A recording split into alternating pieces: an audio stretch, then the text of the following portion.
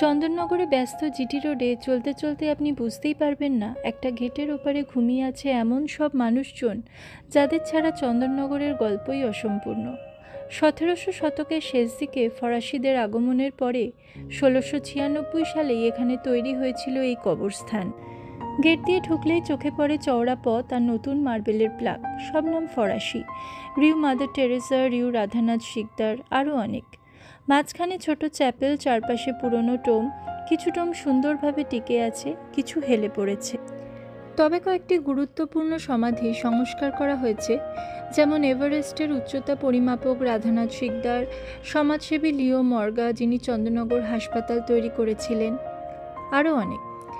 এখনও এটি একটি অ্যাক্টিভ সেমেট্রি, মাঝে মাঝে নতুন কবরও দেখা যায়। চন্দননগরে এলে লালদিঘির সামনে গাড়ি রেখে সহজেই ঘুরে দেখতে পারেন এই নীরব ইতিহাস ঘর।